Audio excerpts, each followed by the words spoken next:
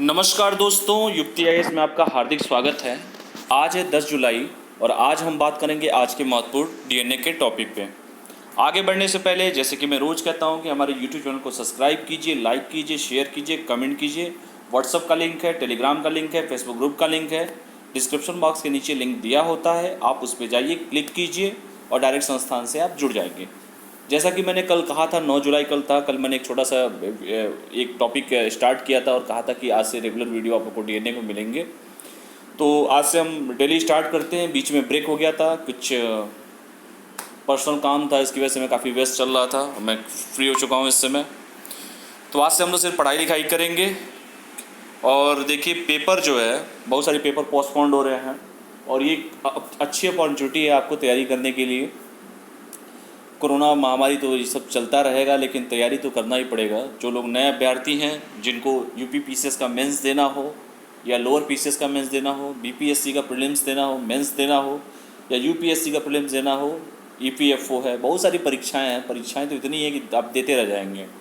तो उस परीक्षाएं के पहले समय भरपूर मिला है आप लोगों को, उस भरपूर समय का आप लोग सदुपयोग कीजिए, जैसे पहले भी मैं बोलता था। और बाकी सब कुछ चलता रहेगा। जैसे कोरोना चल रहा है, महामारी देख ही रहे हैं आप, स्थिति क्या चल रही है। लेकिन जैसे ही आप देख रहे होंगे कि इसी 2020 के लास्ट में बिहार में चुनाव है, फिर 22 में यूपी में चुनाव है। तो जितने भी स्टेट पीसीएस के चुनाव, बहुत सारी वैकेंसियाँ लगातार निकलेंगी। यूपी SSC से हो, चाहे यूपी पीसीएस से हो, चाहे बीपीएससी से हो। यूपीएससी का पेपर है ही आपके पास। तो पेपर, बहुत सारे पेपर हैं, बस तैयारी आपको करना है। समय मिला है, उसका भरपूर यूज कीजिए, क्योंकि कंपटीशन बहुत ज़्यादा होने वाला है। इस बात को अगर पहले आप लोग समझ लें तो बहुत अच्छा आप लोग के लिए रहेगा कि कंपटीशन होने वाला है, अच्छा खासा कंपटीशन होने वाला है आप लोग के बीच में। तो आशा करता हूं कि आप मेरी बातों को समझे होंगे और एकदम लग जाइए। हम भी व्यस्त हो गए थे, किसी अपने पर्सनली काम से व्यस्त था मैं। अब फ्री हो चुका हूं इस समय और आज से डेली वीडियो बनेगा। कल भी मैंने बोला था।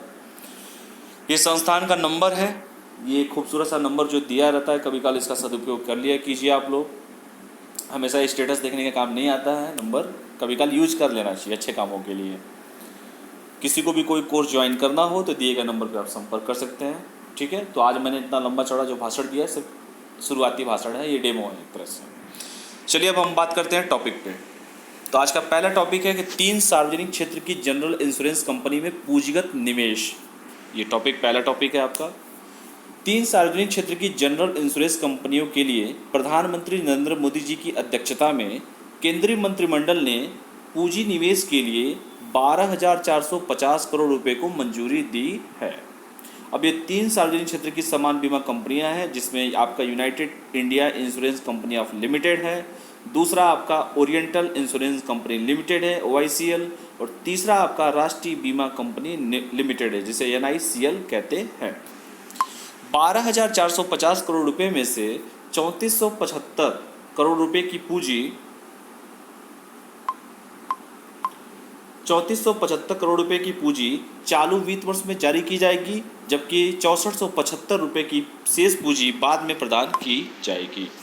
राष्ट्रीय बीमा कंपनी लिमिटेड NICL की अधिकृत शेयर पूंजी 7,500 करोड़ रुपए होगी, जबकि UIICL, जिसे United India insurance company limited कहते हैं, और OICL, जिसे ओरिएंटल इंश्योरेंस कंपनी लिमिटेड कहते हैं, इन दोनों के लिए, अर्थात UICL के लिए और OICL के लिए 5,000 करोड़ रुपए की पूंजी होगी। ठीक है।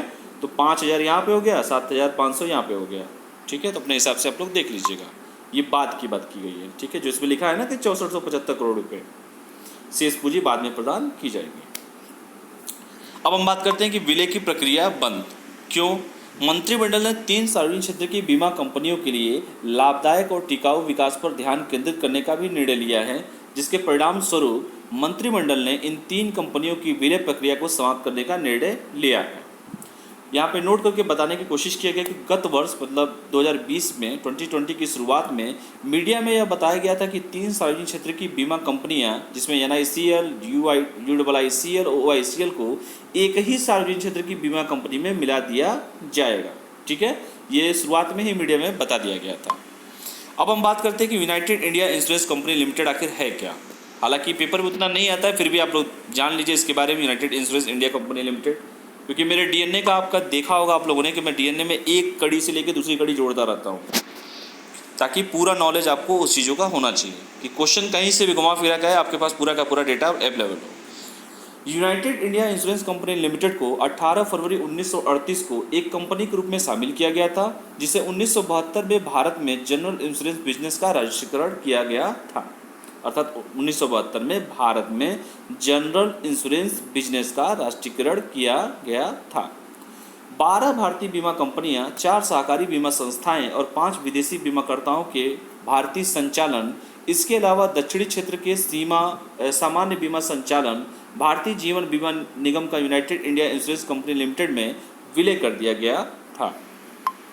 यूनाइटेड इंडिया बड़े ग्राहकों को कॉम्प्लेक्स कवर देने और लागू करने के मामले में सबसे आगे रहा है, जैसे कि ONGC limited, GMR, Hyderabad international airport limited, Mumbai international airport limited और तिरुमाला तिरुपति देवस्थानम आदि हैं।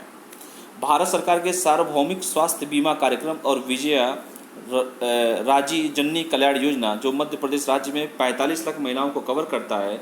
सुनामी जन बीमा योजना 4 राज्यों में, जिसमें 4.59 लाख परिवारों में से हैं, के ग्रामीण स्तर पर कार्यान्वयन के साथ ग्रामीण जनता राष्ट्रीय पशुधन बीमा और ऐसी कई योजनाएं इसमें शामिल हैं। ठीक है, तो ये पूरा का पूरा जो था आपका United India insurance company limited का था। एक बार आप लोग इसको सरसरी निगाहों से देख लीजिए, बस इतना इंपॉर्टेंट नहीं है, मैं पहले ही बोल दे रहा हूँ आप लोगों को, लेकिन फिर भी देखना चाहिए आपको। दूसरा था NICL, जिसे राष्ट्रीय बीमा कंपनी लिमिटेड कहते हैं। नेशनल इंश्योरेंस कंपनी लिमिटेड एक भारत राज्य के स्वामित्व वाली में सामान्य बीमा कंपनी है। कोलकाता में मुख्यालय की स्थापना 1906 में गोरखनाथ दास द्वितीय और जीवन दास द्वितीय और नेशनल इंश्योरेंस कंपनी द्वारा की गई थी और 1972 में राष्ट्रीय बीमा कंपनी का राष्ट्रीयकरण किया गया था।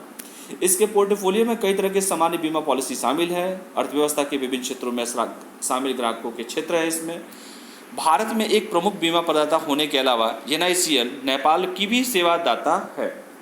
NICL में विभिन्न क्षेत्रों को लक्षित करने वाला कवरेज नीतियां हैं, जिसमें आपकी व्यक्तिगत बीमा पॉलिसियों में चिकित्सा बीमा, दुर्घटना, संपत्ति और ऑटो बीमा कवरेज शामिल है। ग्रामीण बीमा नीति कृषि और ग्रामीण व्यवसायों के लिए प्राकृतिक और जलवायु संबंधी आपदाओं से सुरक्षा प्रदान करती है। औद्योगिक बीमा नीति परियोजना, निर्माण अनुबंध, आग, उपकरण हानि, चोरी आदि के लिए कवरेज प्रदान करती है। वाणिज्यिक बीमा नीतियाँ परिवहन, लेन देन आदि के दौरान संपत्ति के नुकसान और क्षति से सुरक्षा प्रदान करती है। तो इसको आप लोग देख लीजिएगा। ठीक है, तो ये रहा पहला टॉपिक जैसे मैंने आपको बताया कि 3 सार्वजनिक क्षेत्र की जनरल इंश्योरेंस कंपनियों में पूंजीगत निवेश किया गया है, जिसमें स्टार्टिंग में आपको मैंने बताया कि आपको मोदी जी के प्रधानमंत्री जी की अध्यक्षता में 12,450 करोड़ रुपये की मंजूरी दी गई है। 3 सार्वजनिक कंपनियों का नाम जिसमें मैंने दिया है, जिसमें 12,450 करोड़ रुपये में से 3475 करोड़ रुपये की पूंजी चालू वित्त वर्ष में जारी की जाएगी और बाकी जो बचे 6475 करोड़ रुपये की पूंजी शेष पूंजी बाद में प्रदान की जाएगी।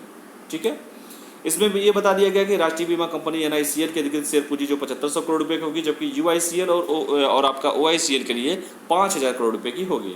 अर्थात NICL का पूंजी ज़्यादा है, UICL और OICL दोनों को कंबाइंड करते हैं तो 5000 करोड़ रुपये बैठता है।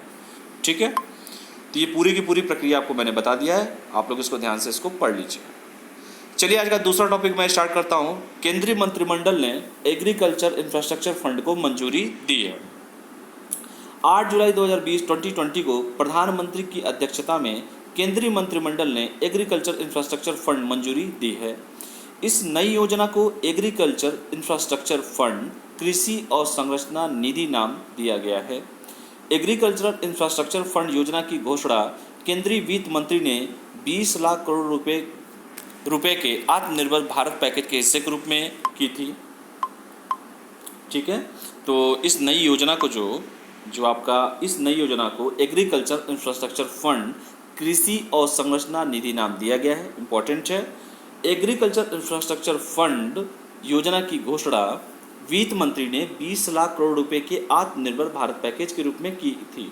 ठीक है, और आत्मनिर्भर भारत पैकेज ऑलरेडी पहले मैंने पढ़ा चुका हूँ आप लोगों को। इस योजना के तहत देश में बैंकों और वित्तीय संस्थानों के माध्यम से कृषि क्षेत्र जैसे किसान उत्पादक संगठनों, स्टार्टअप, प्राथमिक कृषि साख समितियों, कृषि उद्यमियों को ऋण के रूप में 1 लाख करोड़ रुपए तक की वित्तीय सहायता प्रदान की जाएगी। ध्यान से इसको पढ़ लीजिएगा आप लोग। ये जो योजना जो है देश में बैंकों और वित्तीय संस्थानों के माध्यम से कृषि क्षेत्र जैसे किसान उत्पादक संगठनों, आपका स्टार्टअप्स है, प्राथमिक कृषि साख समितियां हैं, कृषि उद्यमियों को ऋण के रूप में 1 लाख करोड़ रुपए तक की वित्तीय सहायता प्रदान की जाएगी। अब हम बात करते हैं कि ये कृषि अवसंरचना निधि आखिर है क्या। इस योजना की अवधि वित्तीय वर्ष 2020 और 21 से 2029 और 30 अर्थात 10 वर्षों के लिए की गई है। एग्रीकल्चर इंफ्रास्ट्रक्चर फंड के प्रबंधन और निगरानी के लिए प्रबंधन सूचना प्रणाली प्लेटफॉर्म का उपयोग किया जाएगा। इस योजना के तहत 1 लाख करोड़ रुपए के ऋण मंजूर और वितरित किए जाएंगे, जिनमें से 20 और 21 वित्तीय वर्ष में 10,000 करोड़ रुपए और अगले 3 आगामी वित्तीय वर्ष में 30,000 करोड़ रुपए स्वीकृत और वितरित किए जाएंगे। तो टोटल कितना है, 1 लाख करोड़ रुपए के ऋण मंजूर किए जाएंगे, वितरित किए जाएंगे, जो चालू वर्ष में 20 और 21 में वित्तीय वर्ष में 10,000 करोड़ रुपए और अगले 3 तिमाही में 30,000 करोड़ रुपए स्वीकृत और वितरित किए जाएंगे। योजना के तहत जारी किए गए ऋणों पर सब्सिडाइज्ड ब्याज दर होगी। ब्याज की जो दर होगी 3% प्रतिवर्ष होगी। यहाँ पे ये भी बताया गया कि 3% की ब्याज दर 2 करोड़ रुपए तक के ऋण के लिए होगी।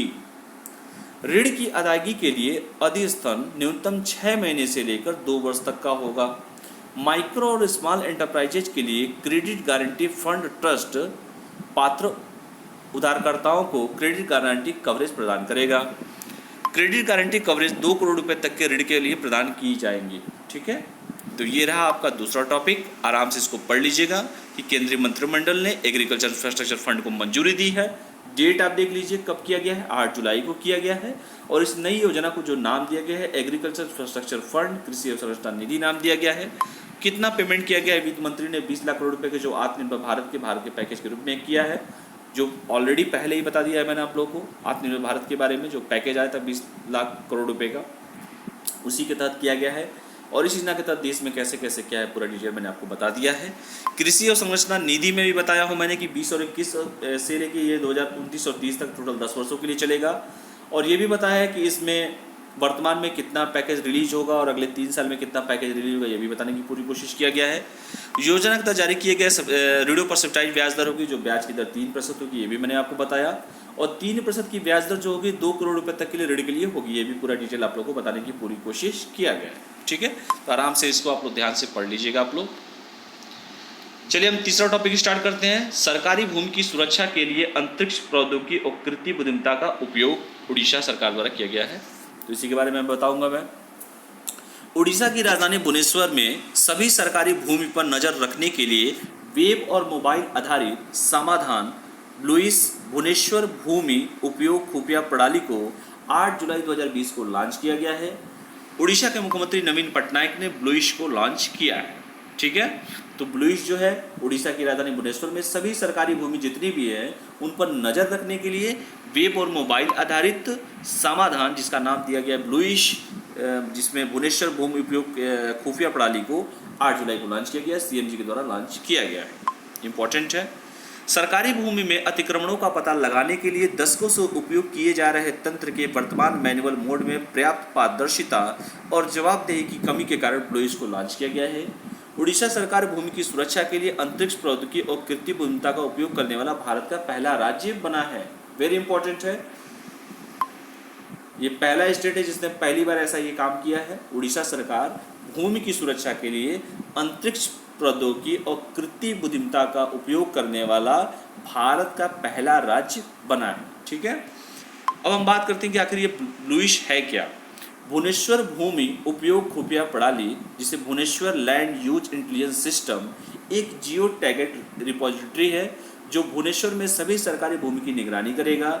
यह उच्च रिजोल्यूशन उपग्रह इमेजरी का उपयोग करके किया जाएगा। भूमि पर कब्जा करने वालों द्वारा सरकारी जमीनों को अतिक्रमण से बचाने के लिए ब्लूइस के लॉन्च से उड़ीसा देश का पहला ऐसा राज्य बन गया है जिसे सैटेलाइट तकनीक और आर्टिफिशियल इंटेलिजेंस का इस्तेमाल किया है। ठीक है, इसके बाद ये भी बता दे रहा हूँ आपको, मुकदमेबाजी प्रबंधन प्रणाली लॉन्च की गई है। एक और सरकारी अधिकारियों और अधिवक्ताओं के बीच एंड टू एंड संचार के लिए मुख्यमंत्री ने मुकदमेबाजी प्रबंधन प्रणाली नामक ऑनलाइन एप्लीकेशन का लॉन्च किया है। ब्लूइस और मुकदमेबाजी प्रबंधन प्रणाली उन 8 प्रौद्योगिकी संचालित समाधानों में से है जिन्हें 8 जुलाई 2020 को मुख्यमंत्री जी द्वारा 5T पहल के तहत लॉन्च किया है। ये अगला टॉपिक था, मैं सॉरी यहाँ पे लिखना भूल गया। तो ये तीसरा टॉपिक है, मुकदमाजी प्रबंधन प्रणाली लॉन्च की गई है जो। ये 5T जो है इसको ध्यान से आप लोग देख लीजिए। मैं फिर से रिपीट कर दे रहा हूँ कि एक और नई प्रणाली एक और लॉन्च की गई है सरकार द्वारा, मुकदमाजी प्रबंधन प्रणाली लॉन्च की गई है, ठीक है। तो ये 5T में जिसमें आपका ट्रांसपेरेंसी है, टेक्नोलॉजी है, टीम वर्क है, टाइम है और ट्रांसफॉर्मेशन है। और जो 8 यहाँ पे बताने की कोशिश की, 8 की संचालित समाधानों जो बताया गया है, जिसमें 8 न्यू टेक्नोलॉजी जो लिखा है यहाँ पे, ड्राइवन सोल्यूशन। इसमें पहला है ई प्रवेश, दूसरा ई भवन, तीसरा ई अतिथि है, चौथा ब्लूइश है, पांचवा HRMS है जिसे ह्यूमन रिसोर्स मैनेजमेंट सिस्टम कहते हैं, छठवां HRMS मोबाइल ऐप है जिसे human resource management system mobile app कहते हैं, सातवां ऑनलाइन मॉड्यूल ORTPCSA है जिसे central monitoring system for different services कहते हैं, और आठवां आपका LMS 2.0 है जिसे लिटिगेशन मैनेजमेंट सिस्टम कहते हैं, ठीक है। तो ये 5T पहल के तहत लॉन्च किया गया है, 8 प्रौद्योगिकी संचालित समाधानों में से है, ठीक है। चलिए चौथा टॉपिक आज स्टार्ट करते हैं, ओपन स्काई समझौता। 3 टॉपिक पूरा मैंने कर दिया है आपको। सबसे पहले आपको मैंने बताया ही था, ये केंद्रीय मंत्रिमंडल भी हो गया था आपका। तीसरा, सरकारी भूमि की सुरक्षा के लिए अंतरिक्ष प्रौद्योगिकी बुद्धिमत्ता का उपयोग भी बता दिया था मैंने आपको। और तीसरे में ये भी एक उड़ीसा सरकार का था आपका, ये भी बताना इंपॉर्टेंट था, ये भी आप लोग को बता दिए गए, पढ़ लीजिएगा आप लोग इसको। चलिए चौथा टॉपिक स्टार्ट करते हैं, ओपन स्काई समझौता। इंपॉर्टेंट है, पढ़ लीजिएगा ध्यान से इसको। संयुक्त अरब अमीरात, यूनाइटेड अरब अमीरात ने भारत के साथ एक खुला आकाश समझौता या ओपन स्काई समझौता करने की इच्छा व्यक्त की है, ठीक है। अब बात करते हैं ये ओपन स्काई समझौता आखिर है क्या। ओपन स्काई समझौता 2 देशों के मध्य द्विपक्षीय समझौता होता है जिसके तहत दोनों देश अंतर्राष्ट्रीय यात्री एवं कार्गो सेवा प्रदान करने हेतु अपनी अपनी एयरलाइंस के लिए अधिकार प्रदान करने के लिए आपस में बातचीत करते हैं। यह अंतर्राष्ट्रीय यात्रियों एवं कार्गो उड़ानों के विस्तार को बढ़ावा देता है, ओपन स्काई समझौता। अगला हम बात करते हैं इसी में, वायु सेवा समझौता क्या होता है भाई, एयर सर्विसेज एग्रीमेंट क्या होते हैं। भारत ने 109 देशों के साथ वायु सेवा समझौता एयर सर्विस एग्रीमेंट किया है जिनमें संयुक्त अरब अमीरात शामिल है। इस समझौतों में उड़ानों, सीटों, लैंडिंग बिंदुओं एवं कोड शेयर की संख्या से संबंधित विभिन्न पहलू शामिल किए जाते हैं, किंतु यह समझौता 2 देशों के बीच असीमित संख्या में उड़ानों की अनुमति नहीं देता है। भारत और संयुक्त अरब अमीरात के बीच ओपन स्काई समझौता दोनों देशों के चयनित शहरों के मध्य असीमित संख्या में उड़ानों की अनुमति देगा। इंपॉर्टेंट है, पढ़ लीजिएगा आप लोग इसको, ठीक है। अब हम बात करते हैं कि भारत की ओपन स्काई नीति क्या है, इंडियाज ओपन स्काई पॉलिसी क्या है। भारत सरकार की वर्ष 2016 की राष्ट्रीय नागरिक उड्डयन नीति, नेशनल सिविल एविएशन पॉलिसी, दक्षिणी एशियाई क्षेत्रीय सहयोग संगठन जिसे सार्क कहते हैं, south Asian association of regional cooperation, देशों के साथ साथ नई दिल्ली से 5000 किलोमीटर के दायरे में आने वाले देशों के साथ पारस्परिक आधार पर खुले आकाश ओपन स्काई हवाई सेवा समझौते को अपनाने की अनुमति देती है। इंपॉर्टेंट है, पढ़ लीजिएगा आप। यहाँ नोट करके भी बताया गया है कि नई दिल्ली से 5000 किलोमीटर की दूरी वाले देश एक द्विपक्षीय समझौता कर सकते हैं और आपस में उन उड़ानों की संख्या निर्धारित कर सकते हैं जिसे उनकी एयरलाइंस दोनों देशों के बीच संचालित करती है। भारत ने ग्रीस, जमैका, गुयाना, फिनलैंड, संयुक्त राज्य अमेरिका, जापान आदि देश के साथ ओपन स्काई समझौता, ओपन स्काई एग्रीमेंट किए हैं, ठीक है। तो ये रहा भारत की ओपन स्काई पॉलिसी। एक एक टॉपिक जो मैं आपको पढ़ा रहा हूँ इंपॉर्टेंट है, इसको ध्यान से आप पढ़िएगा। चलिए इसके अगला भी बता देता हूँ आपको। 5वीं एवं 6वीं फ्रीडम ऑफ एयर जो है, 5th and 6th freedom of air, भारतीय एयरलाइंस के हितों को अन्य एयर कैरियर से खतरे के मद्देनजर संयुक्त अरब अमीरात ने यह भी उल्लेख किया है कि वह 5वीं एवं 6वीं फ्रीडम ऑफ एयर को लागू करने का इच्छुक नहीं है। फ्रीडम ऑफ एयर की अवधारणा 1944 के convention of international civil aviation, convention on international civil aviation जिसे शिकागो कन्वेंशन भी कहा जाता है, में विमानन उदारीकरण की सीमा पर असहमति के परिणाम स्वरूप तैयार की गई थी। शिकागो कन्वेंशन वर्ष 1947 से प्रभावी हुआ था। फ्रीडम ऑफ एयर एक वाणिज्यिक विमान अधिकारों का एक समूह है जो किसी देश की एयरलाइनों को किसी अन्य देश के हवाई क्षेत्र में प्रवेश करने एवं उतरने का विशेषाधिकार प्रदान करता है। 5वीं फ्रीडम ऑफ एयर, दो देशों के बीच उड़ान भरने का अधिकार शामिल है जो अपने ही देश या से शुरू या समाप्त होने वाली उड़ान का संचालन करते हैं। 6वीं फ्रीडम ऑफ एयर, गैर तकनीकी कारणों से अपने देश में रुकने के अलावा एक विदेशी देश से दूसरे देश में उड़ान भरने का अधिकार शामिल है। ठीक है, तो इसको आप लोग आराम से पढ़ लीजिएगा, इसको चौथे टॉपिक को, जो आपका ओपन स्काई समझौता हुआ है। इसमें मैंने आपको बता भी दिया है कि ओपन स्काई समझौता क्या है, वायु सेवा समझौता क्या है, और भारत की ओपन स्काई नीति क्या पॉलिसी है। ये बार बार आएगा, इसलिए एक बार पढ़ लीजिए, कहानी खत्म करिए पढ़ के। 5वीं 6वीं फ्रीडम है, फ्रीडम ऑफ एयर भी बता दिया गया आप लोगों को, इसको पढ़ लीजिएगा। चलिए आप अगला टॉपिक स्टार्ट करते हैं। आंध्र प्रदेश राज्य निर्वाचन आयुक्त विवाद। सुप्रीम कोर्ट ने, सर्वोच्च न्यायालय ने आंध्र प्रदेश राज्य निर्वाचन आयोग और राज्य के नेता अतलूरी रामकृष्ण द्वारा अलग अलग याचिकाओं पर जल्दी सुनवाई करने और निर्णय देने की बात की है। गत माह 10 जून को सर्वोच्च न्यायालय ने राज्य सरकार की उस अंतरिम याचिका को खारिज कर दिया था जिसमें आंध्र प्रदेश उच्च न्यायालय द्वारा वर्ष 1994 के आंध्र प्रदेश पंचायती राज अधिनियम में संशोधन को निरस्त करने के आदेश पर रोक लगाने की मांग की गई थी। अब ये मांग क्या थी, क्या है मामला, ये भी बता दे रहा हूँ।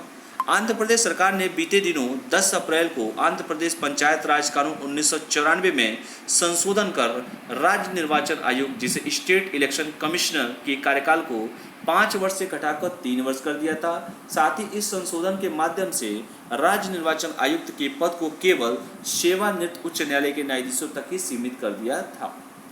संशोधन से पूर्व सेवानिवृत्त नौकरशाह भी राज्य निर्वाचन आयोग के पद पर नियुक्त होने के पात्र थे। इस अध्यादेश के लागू होते ही राज्य सरकार ने सेवानिवृत्त न्यायाधीश वी कनगराज को राज्य का नया निर्वाचन आयुक्त नियुक्त कर दिया और तत्कालीन राज्य निर्वाचन आयुक्त निम्मागड्डा रमेश कुमार को अचानक पद से हटा दिया गया, जिसके पश्चात स्वयं रमेश कुमार तथा कई अन्य लोगों द्वारा आंध्र प्रदेश उच्च न्यायालय में याचिका दायर की गई और राज्य सरकार के अध्यादेश पर रोक लगाने की मांग की गई थी। ठीक है, 29 मई को आंध्र प्रदेश उच्च न्यायालय ने मामले की सुनवाई करते हुए राज्य सरकार के अध्यादेश को निरस्त कर दिया और स्पष्ट किया कि राज्य सरकार के पास संविधान के अनुच्छेद 243 के 243 ZA के तहत राज्य निर्वाचन आयुक्तों को नियुक्त करने की शक्ति नहीं है। राज्य के निर्वाचन आयुक्तों को नियुक्त करने की शक्ति राज्य के राज्यपाल के पास होती है। इंपॉर्टेंट है। आंध्र प्रदेश उच्च न्यायालय ने अपने निर्णय में यह भी कहा कि राज्य निर्वाचन आयुक्त के कार्यकाल को 5 वर्ष से घटाकर 3 वर्ष करना पूर्ण रूप से एक मनमाना कदम है, जिसके पश्चात आंध्र प्रदेश सरकार इस मामले को सर्वोच्च न्यायालय के समक्ष लेके गई और 11 जून 2020 को सर्वोच्च न्यायालय ने आंध्र प्रदेश उच्च न्यायालय के निर्णय पर रोक लगाने से इनकार कर दिया। हालांकि मुख्य न्यायाधीश शरद अरविंद बोबडे के नेतृत्व वाली खंडपीठ ने नोटिस जारी करते हुए आंध्र प्रदेश राज्य निर्वाचन आयोग को निम्मागड्डा रमेश कुमार से इस संबंध में अपनी प्रतिक्रिया भी मांगी थी।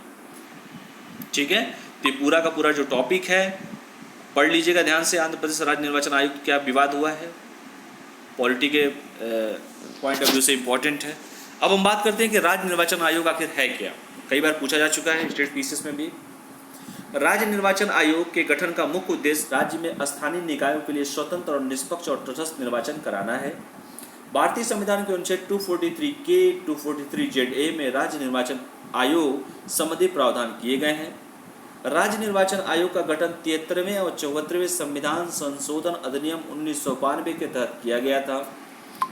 राज्य निर्वाचन आयोग के निर्वाचन आयोग से स्वतंत्र इकाई है, मतलब राज्य निर्वाचन आयोग भारत के निर्वाचन आयोग से स्वतंत्र इकाई है और राज्य निर्वाचन आयोग की नियुक्ति राज्य के राज्यपाल द्वारा की जाती है। इंपॉर्टेंट है। अब इसके कार्य भी देख लेते हैं। राज्य निर्वाचन आयोग का गठन प्रत्येक राज्य और संघ शासित क्षेत्र के निगम, नगरपालिकाओं, जिला परिषदों, जिला पंचायतों, पंचायत समितियों, ग्राम पंचायतों तथा अन्य स्थानीय निकायों के चुनाव के संचालन के लिए किया गया है। अनुच्छेद 243 के अनुसार पंचायतों के निर्वाचन तथा निर्वाचन नामावली तैयार करने के दौरान अधीक्षण, निर्देशन और नियंत्रण के कार्य राज्य निर्वाचन के आयोग में ही निहित होंगे। ठीक है, तो ये इनके महत्वपूर्ण काम है। अब बात करते हैं कि क्या राज्यपाल की क्या भूमिका थी। राज्य निर्वाचन आयोग में एक राज्य निर्वाचन आयुक्त होता है जिसे राज्यपाल द्वारा नियुक्त किया जाता है। संविधान के अनुसार राज्य के विधानमंडल द्वारा बनाए गए किसी भी कानून के प्रावधानों के अधीन राज्य निर्वाचन आयोग के पद की अवधि तथा सेवा की शर्तों का निर्धारण जो होगा राज्यपाल द्वारा किया जाएगा। क्या सेवा है, क्या उनकी शर्तें हैं, ये सारा का सारा जो निर्धारण होगा वो राज्यपाल के द्वारा किया जाएगा। तो ये टोटल 5 टॉपिक आज के हो गए। चलिए छठवां टॉपिक स्टार्ट करता हूँ, भगोड़ा आर्थिक अपराधी अधिनियम। ठीक है, ये आज का 6 टॉपिक है। प्रवर्तन निदेशालय, जिसे इन्फोर्समेंट डायरेक्टरेट है, ईडी कहते हैं, द्वारा भगोड़ा आर्थिक अपराधी अधिनियम के तहत हीरा कारोबारी नीरव मोदी की लगभग 329.66 करोड़ रुपए की संपत्ति जब्त कर ली गई है। देश में पहली बार, इंपॉर्टेंट है, भगोड़ा आर्थिक अपराधी अधिनियम के तहत किसी भी संपत्ति को जब्त किया गया है। ठीक है, इंपॉर्टेंट है, ये भी मोदी हैं, नीरव मोदी जी। मुंबई की एक विशेष अदालत द्वारा संपत्तियों को जब्त करने के लिए केंद्रीय अन्वेषण ब्यूरो को अधिकृत किया गया है। इन संपत्तियों को भगोड़ा आर्थिक अपराधी अधिनियम 2018 के तहत जब्त किया गया है। जब्त की गई संपत्तियों में मुंबई में प्रतिष्ठित इमारत समुद्र महल, अलीबाग में समुद्र किनारे फार्म हाउस और भूमि, और जैसलमेर में एक पवन चक्की, लंदन में एक फ्लैट, संयुक्त अरब अमीरात में आवासीय फ्लैट, बैंक जमाता शेयर शामिल है। ठीक है, इतना लंबा चौड़ा नहीं पढ़ना है, बस इसको जान लीजिए कि जो भगोड़ा अपराध अधिनियम 2018 के तहत किया गया है और सीबीआई को अधिकृत किया गया था इसमें, ये देश में पहली बार हुआ है। इतनी की पूंजी है, जो मेन है बस वही मैं बता रहा हूँ, लेकिन बताना जरूरी होता है। ठीक है, प्रवर्तन निदेशालय द्वारा अब तक धन शोधन निवारण अधिनियम के तहत नीरव मोदी की 2348 करोड़ रुपए की संपत्ति संग्रह या जब्त कर ली गई है। वर्तमान में नीरव मोदी मार्च 2019 से लंदन में गिरफ्तार होने के बाद ब्रिटेन की जेल में बंद है। ठीक है, तो जो इम्पोर्टेंट है आप पढ़ लीजिएगा उसमें। भगोड़ा आर्थिक अपराधी अधिनियम क्या है, इम्पोर्टेंट है, देखिए। विशेष अदालत को अधिकार देता है कि आर्थिक अपराध की रोकथाम अधिनियम 2002 के तहत गठित, जो कि उन सभी आर्थिक संपत्तियों और संपत्तियों को जब्त करने के लिए है जो INR 100 करोड़ रुपये से अधिक के अपराध में आरोपित हैं और देश से बाहर रहकर अभियोजन का बचाव कर रहे हैं। भारतीय न्यायालय का क्षेत्राधिकार अधिनियम का बिल 12 मार्च 2018 को लोकसभा में पेश किया गया और 25 जुलाई 2018 को पारित किया गया। ठीक है, कानून का क्या उद्देश्य है ये भी देख लीजिए। वर्ष 2018 में इस कानून को लाने का मूल उद्देश्य कानूनी कार्रवाई से बचने के लिए देश छोड़ने वाले आर्थिक अपराधियों को रोकना है। क्या आरोप है ये भी देख लीजिए। नीरव मोदी और उसके चाचा मेहुल चोकसी को पंजाब नेशनल बैंक की ब्रैडी हाउस शाखा में $2 अरब से अधिक की बैंक धोखाधड़ी के मामले में ईडी द्वारा मनी लॉन्ड्रिंग के आरोप में दोषी पाया गया था। सभी लोग भली बात परिचित होंगे। नीरव मोदी को 5 सितंबर 2019 में भगोड़ा आर्थिक अपराधी घोषित किया गया था। अब नीलाम होगी संपत्ति उनकी। नीरव मोदी की संपत्ति को FEO अधिनियम के सेक्शन 12(2) और 8 के तहत जब्त किया गया है। ठीक है, FEO अधिनियम के तहत जब्त की गई संपत्ति को आदेश जारी होने के 90 दिन बाद नीलामी के लिए रखा जाता है। नीलामी से प्राप्त राशि को सरकारी कोष या अकाउंट में डिपॉजिट किया जाता है। ठीक है, तो ये रहा आज का महत्वपूर्ण DNA। काफ़ी अच्छे टॉपिक थे आज के, टोटल 6 टॉपिक थे, लेकिन इसे 6 टॉपिक मत समझिए, ये वो करंट अफेयर है जो रामबाण है आप लोगों के लिए। चाहे वो आप UPSC का प्रीलिम्स आप दे रहे हो, चाहे वो किसी भी स्टेट का मेंस दे रहे हो, करंट अफेयर बेसिक क्वेश्चन सारे पूछे जा रहे हैं। चाहे वो आपने देखा होगा कि इकोनॉमिक्स से रिलेटेड भी मैंने करंट पढ़ाया, आज पॉलिटी से भी रिलेटेड मैंने करंट आप लोगों को पढ़ाया। तो सारी चीज़ें एक दूसरे, इंटरनेशनल रिलेशन से भी रिलेटेड करंट आज के थे, तो सारा एक दूसरे से मिला जुला ही सारा करंट होता है।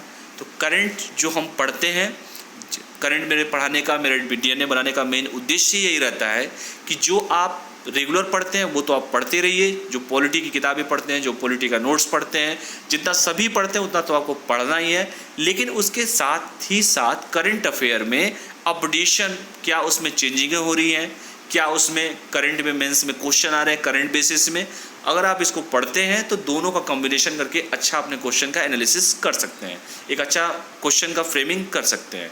तो मेरे DNA बनाने का मेन उद्देश्य जो था यही पूरा हो जाता है। तो आशा करता हूँ कि आप लोग को समझ में आए होंगे।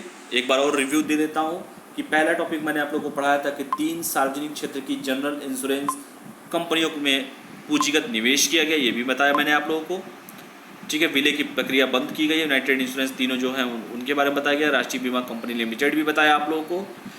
ठीक है, ये सारा डिटेल आपको बताया ही गया। केंद्रीय मंत्रिमंडल ने एग्रीकल्चर इंफ्रास्ट्रक्चर फंड को मंजूरी दी है 8 जुलाई, पूरा का पूरा डिटेल आप लोग पढ़ लीजिएगा। कृषि अवसंरचना निधि क्या है, ये पूरा का पूरा डिटेल आप लोगों को बताया गया। आप लोगों को सरकारी भूमि की सुरक्षा के लिए अंतरिक्ष प्रौद्योगिकी और कृत्रिम बुद्धिमत्ता का उपयोग कितना इंपॉर्टेंट है देख लीजिए आप। कौन सा स्टेट है, कैसे क्या कर रहा है, सारा डिटेल आपको बता दिया मैंने। ब्लूइश क्या है ये भी बताया। मुकदमाजी प्रबंधन प्रणाली लॉन्च की गई है, ये भी बताया गया आपको। T5 टेक्नोलॉजी क्या है, 8 न्यू क्या आपके प्रौद्योगिकी संचालन समाधानों में से क्या है, ये पूरा डिटेल बताया गया आपको। ओपन स्काई समझौता भी बताया, ओपन स्काई क्या है, वायु सेवा समझौता क्या होता है, और भारत की ओपन स्काई नीति क्या होती है, 5वीं और 6वीं फ्रीडम ऑफ एयर क्या होते हैं, ये सारा का सारा डिटेल आप लोग को बताया गया। आंध्र प्रदेश राज्य निर्वाचन आयोग विवाद भी बताया गया, विवाद के मामले क्या थे, कैसे कैसे क्या हुआ था, सारा का सारा डिटेल आप लोगों को बताया गया है। राज्य निर्वाचन आयोग क्या होते हैं, क्या काम होता है, कौन उनको अपॉइंट करता है, राज्यपाल की भूमिका क्या होती है, ये सब बताया गया आपको। भगोड़ा आर्थिक अपराधी अधिनियम भी बने बताया। प्रोफेसर रिसाली ने कितना किसका पैसा किया है, देश में पहली बार हुआ है, शायद देख लीजिए इकोनॉमिक्स के पॉइंट ऑफ व्यू से। ठीक है, अब इतना सब मत डीप ना देखिए कि ये कहाँ इमारत कौन सा क्या किया है, बस डीप ये देखिए, बनाना तो मजबूरी है हमारी, लेकिन आपका काम क्या है, जो मेन पॉइंट है, जैसे इसमें मान लीजिए कि आपका इतने करोड़ की संपत्ति जब्त हुई है, पहली बार हुई है, किस एक्ट के थ्रू हुई है, किसको अधिकृत किया गया है, ठीक है, या एक्ट जो बताया गया है, ठीक है, क्यों किया गया है, ये पूरा डिटेल अगर आप एक बार पढ़ लेंगे पूरा रिव्यू अच्छे तरीके से, तो आप कोई भी क्वेश्चन इसमें गलत नहीं करेंगे। ठीक है, तो आशा करता हूँ कि आप लोग को ये सारी नीलाम संपत्ति होगी सब बताई दिया हूँ आपको। तो आशा करता हूँ कि आपको आज का DNA समझ में आया होगा।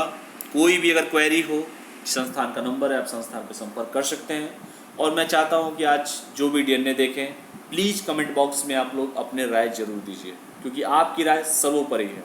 आपकी राय के अनुसार ही मैं कुछ कर पाऊँगा। DNA बनाना इतना आसान नहीं होता है, आप लोग भी समझ सकते हैं। और जो मैं मैटर दे रहा हूँ, मैं दावे के साथ कहता हूँ कि मुझसे बढ़िया मैटर कोई नहीं दे पाएगा, ये भी मैं दावा कर रहा हूँ। आप कहीं भी करंट पढ़ते हो, करंट वन लाइनर मैं कभी नहीं बनाता हूँ, कभी कभी वन लाइनर देता हूँ, वो भी जब मैं थक जाता हूँ, जब देखता हूँ कि आप लोग एंजॉय ही नहीं कर रहे हैं इस DNA में, तो फिर करंट वन लाइनर करना पड़ता है कभी कभी। लेकिन जो मैं दे रहा हूँ बस उसको आप पढ़िए, अपने जो मूल जो आपका जो रेगुलर पढ़ते हैं आप उसको नोट्स को पढ़िए, करंट बेस्ड नोट्स को पढ़िए, दोनों को मिला को पढ़िए, और आप मेंस लिखिए, देखिए क्यों नहीं क्वालिफाई होता है आपका। ठीक है, तो जिसको भी टेस्ट सीरीज ज्वाइन करना हो या जो भी आपका जो भी क्वेरी हो, दिए गए नंबर पर आप संपर्क कीजिए। तो चलिए आप लोग तब तक पढ़ाई कीजिए, स्वस्थ रहिए, मस्त रहिए और पढ़ते रहिए। जय हिंद।